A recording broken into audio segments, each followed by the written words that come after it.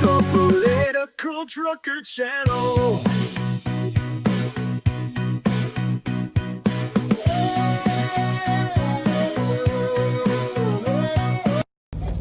Hey guys, welcome to the Political Trucker Channel. This is Ray. Sorry I haven't been on in a while, between Memorial Weekend and Mother's Day and Father's Day, and just the way freight and work's been here lately, I haven't had a chance to make any of these videos.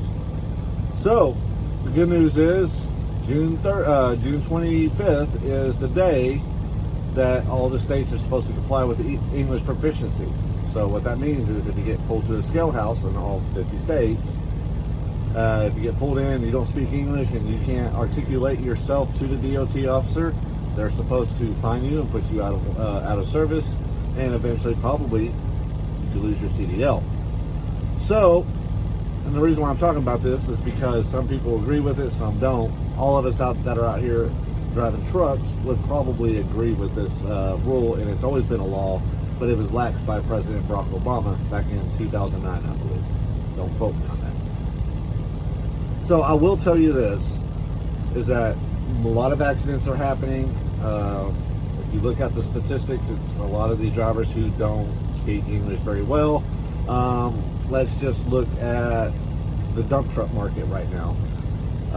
Nashville, Tennessee, with a lot of road construction going on. We all know it's called nicknamed Crashville, and it's called that for a reason. But let's just look at Nashville for right now. Dump trucks have been getting into some accidents up there in the Nashville area, and I think a couple's been in a fatality. I know one as of today, as of June 18th, there was a fatality accident. A friend of mine that drives with the same company I'm leased to, he knew somebody that was killed in that accident, and I pray for their family. I think we all should take a moment of silence for them. We know driving truck is extremely dangerous. It's one of the most dangerous jobs in the country. Weather, unforeseen obstacles in the road, other four-wheelers, cars, pickups, for example. That's what we call cars and pickup trucks, and SUVs, we call them four-wheelers. We also have rookie drivers out there. We also have drivers who are not getting enough rest, enough sleep, or they don't have the experience to drive with certain loads. For example, I pull a triaxle step deck. You got to learn somehow. You got to start small and work your way up. A lot of the accidents that are actually happening out here are drivers that are coming from other countries, getting a CDL here, or they're having their CDL transferred from their country to here, like a B1 visa, for example. What they call them B1 CDLs. Prime example, drivers that come up from Mexico into like Laredo, stop at a terminal, say a major carrier terminal, they'll pick up a trailer and take it across back Mexico. They do have the right to operate within the United States as well. And that's really not the problem. We all have been to Laredo, we've all been to El Paso, we've all been to, Nogales, so we know that it's just a cluster crap down there anyways, and you just gotta basically take matters in your own hands and get into the lane the best you possibly can. You got to drive more offensively than defensively in those areas. Unfortunately, it shouldn't be that way, but it is. But a lot of the accidents that are happening are also some of these other drivers, and we're all seeing it. I've seen the last name Singh, S-I-N-G-H, basically an Indian company or somewhere around that part of the world. They're gobbling up these trucks, and they're starting trucking companies, pulling reefers. They started with reefers and vans. Now they're starting to translate into the open decks, the flatbeds, and the step decks, and eventually the hopper bottom sides coming, and other stuff.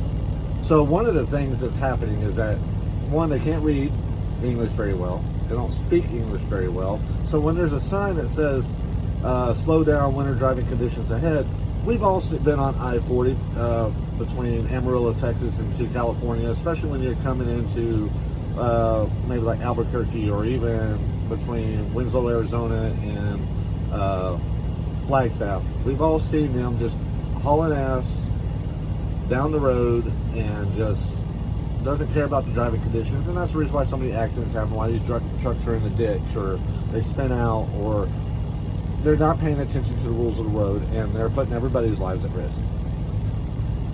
So June 25th is when all the states are supposed to be enforcing the no English, no CDL. You're going to get fined. You're going to get put out of service.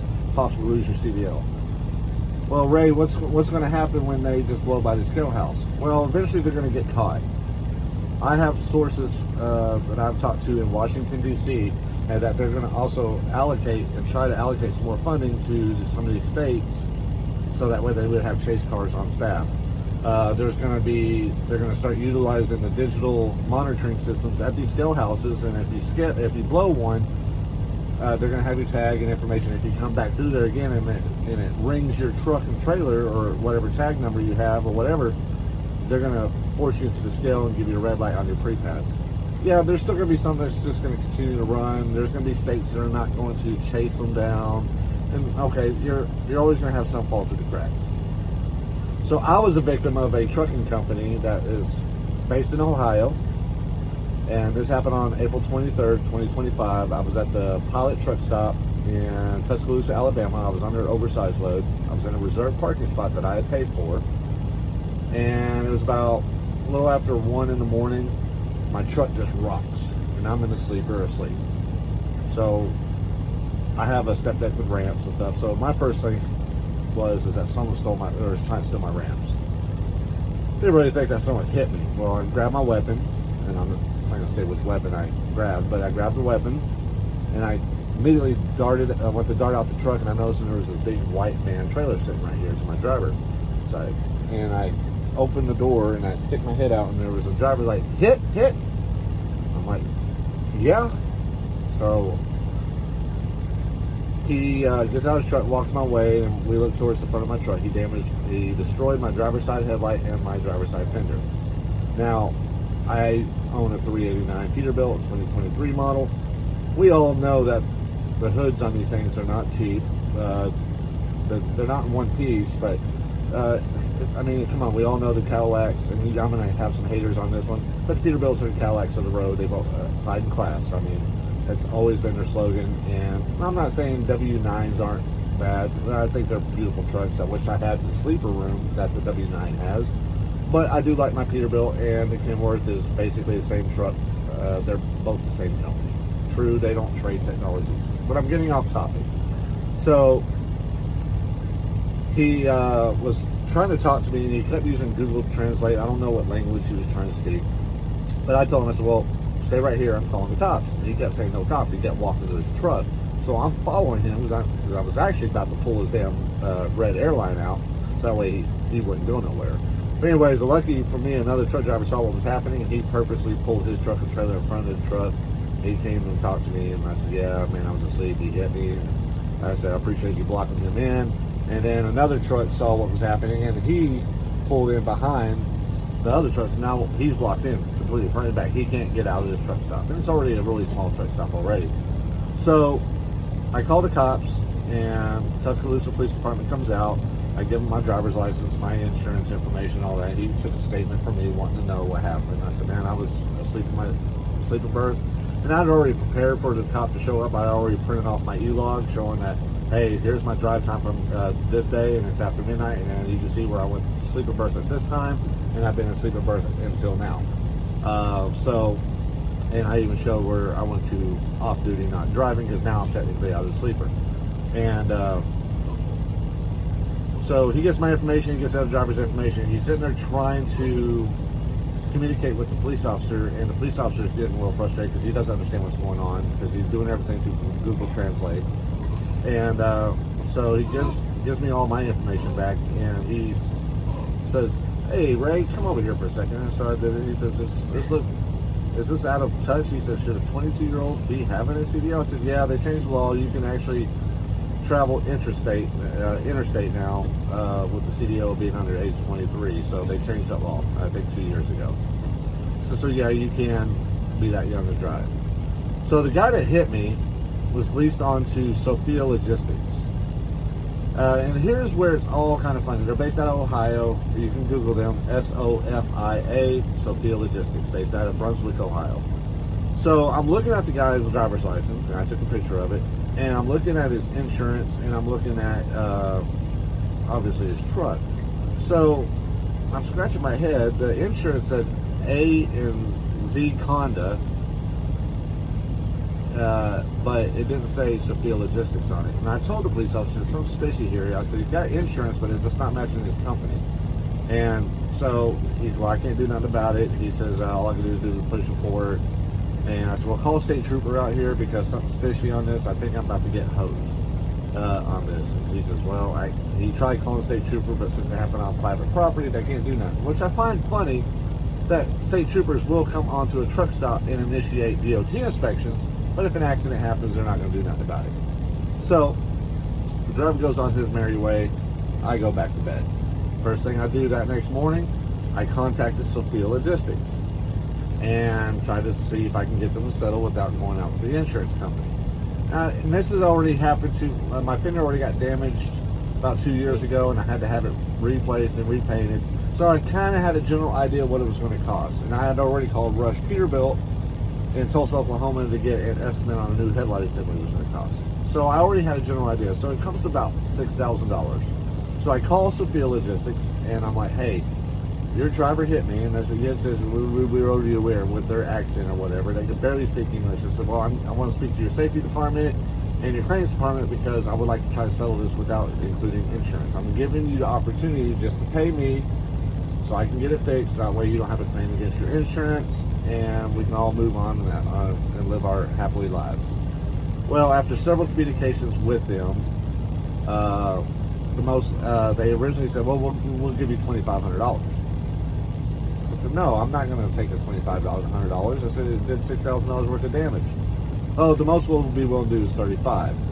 Now you got to think about a week or two's gone by after this, and they're trying to get me settled for $3,500.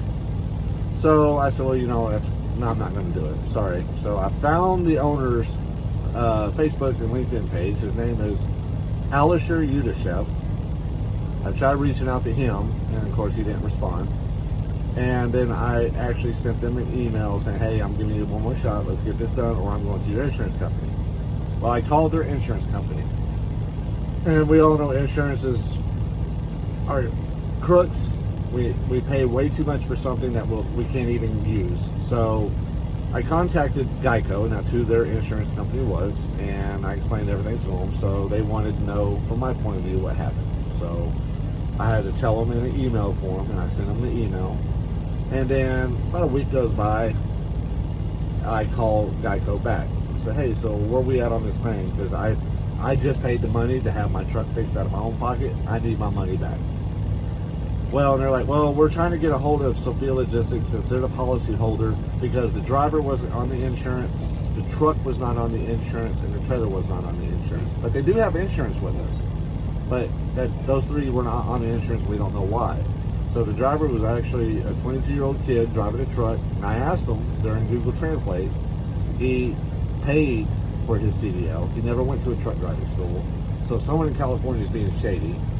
Sacramento, California to be exact. The truck was a Ryder rental truck, Freightliner Cascadia, and the trailer was their trailer, but they never put insurance on it. So, and I'm talking to Geico about this, and Geico's telling me, well, we have to talk to the policy holder and get their side of the story and the driver's side of the story, but they're not answering our phone calls. I said, well, I have the driver's telephone number because he had to text me a picture of his insurance information just so I could show it to the cop when the night the accident happened. So I gave them the driver information. So I waited another week. So I called Geico back, and they're like, well, we still can't get a hold of them. So Mr. Pennington, we're not denying the claim. We're not denying that this happened, but until our customer calls us, the policy holder calls us, we can't pay out the claim. And I said, so what happens if they never answer the phone? He said, and the insurance guy says, well, if they don't answer the phone, we'll just have to drop the claim, and you'll have to just claim it on your insurance. I'm like, well, that makes no sense. So you're telling me if I have an accident, here it is, I am doing everything the right way with my truck, my payments, insurance, everything. I'm doing everything right. You're telling me if I get into an accident or if I hit somebody, I just have to ignore the phone call from my own insurance company and they're not going to pay it out? And I just, no, that's not right. And they're like, well, that's just the way our policies are, and you need to understand that's how our policy is. I said, well, I didn't sign any contract with Geico stating that policy. I said, I'm not even your customer. I am a victim of your customer. So you guys need to pay me out. Well, they pretty much told me if I called them back again, they were going to sue me.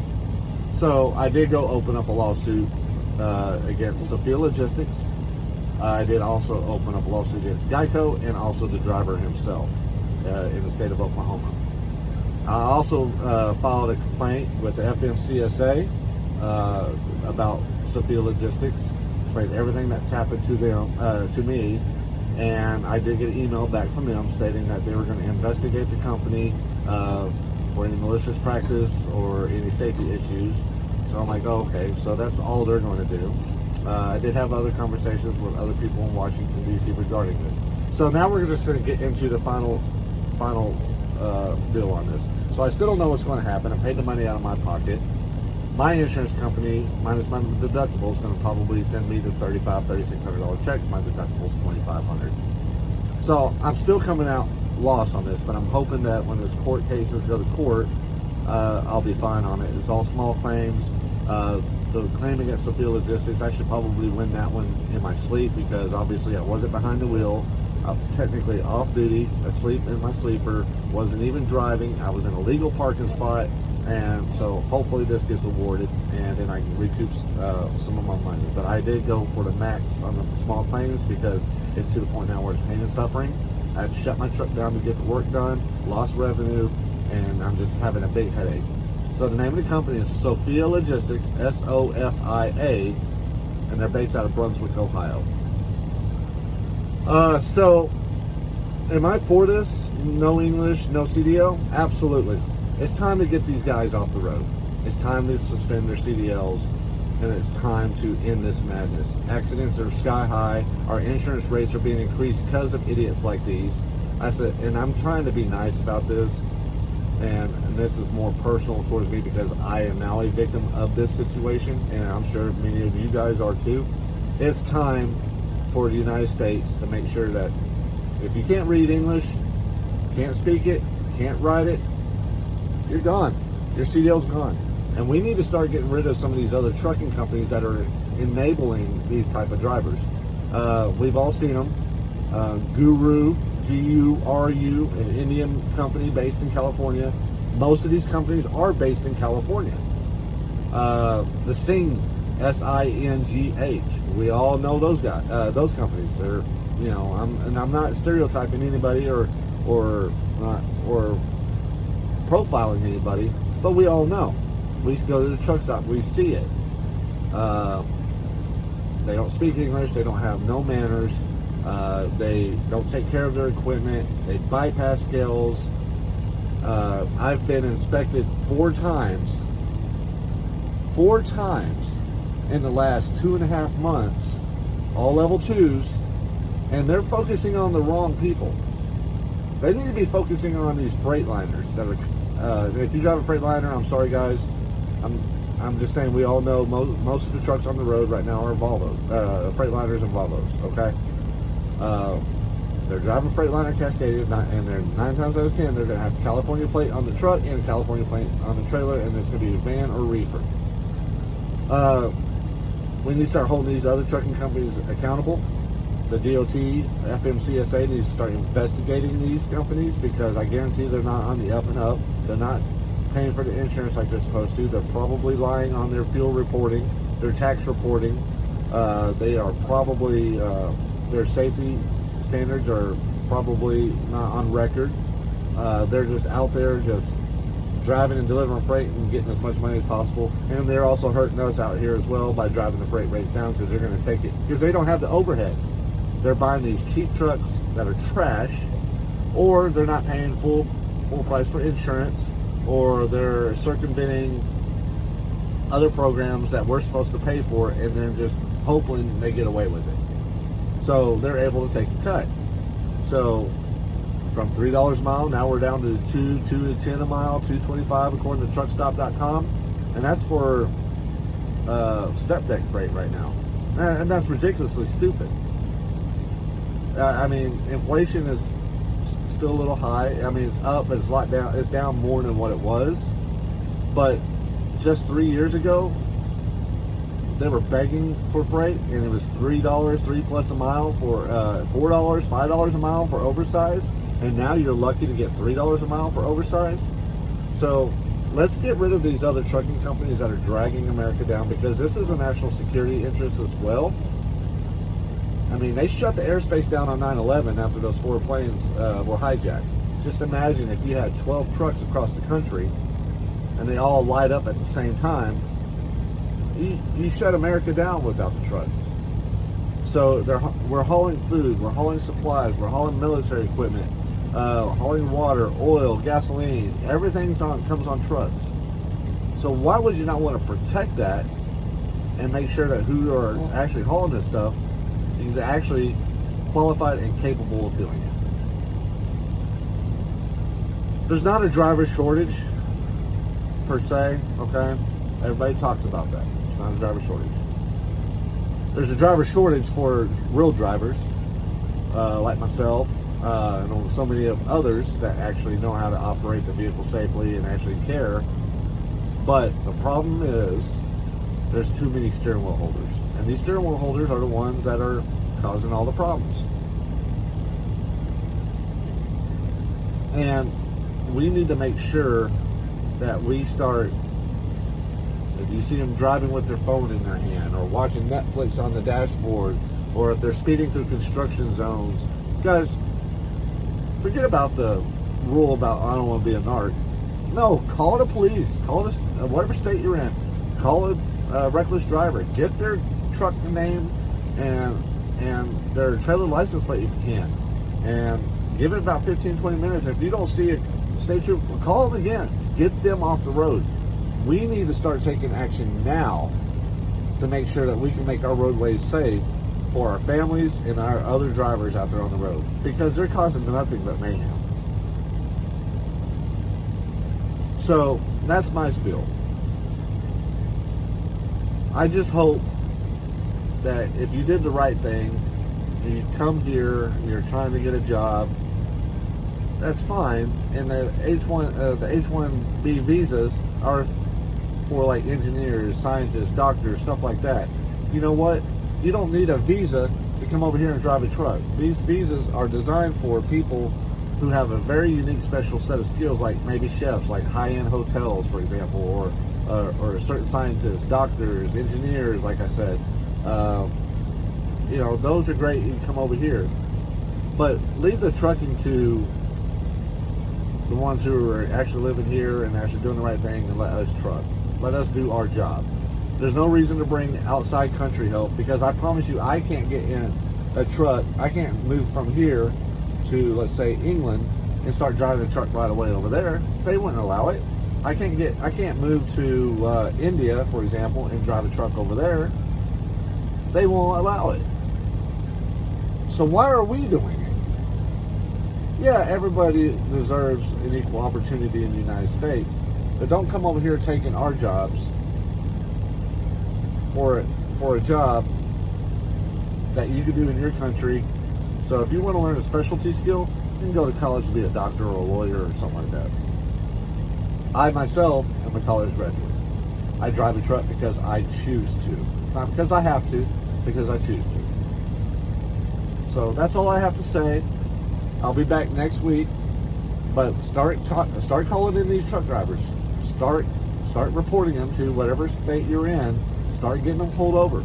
If they're driving recklessly, listen, if they're over here trying to do the right thing, that's fine. But if they're blowing through you in a construction zone at 45 mile, it's a 45 mile an hour zone, they blow right by your door and it's 60 mile an hour, because I'm going to tell you right now, if the speed limit says 65, I'm doing 65. If the speed limit in the construction zone is 45, I'm doing 45. I don't care who's behind me, because it's my driver's license at risk and there's lives at risk. Because I don't need to be driving through a one-lane construction zone and I blow a steer tire and I'm running 65, 70 miles an hour through a construction zone and I end up killing somebody because I lose control of the truck. Gotta have common sense out here. Trucking is common sense. So with all that being said, if they're blowing by you in a construction zone, call the cops. They may get them, they may not. But keep calling until you get them pulled over, because that might be one life you have saved. Well, I wish you the best. I hope you guys have a good week. I'll be back next week. God bless. See you next time on the Political Trucker Channel. My name is Ray.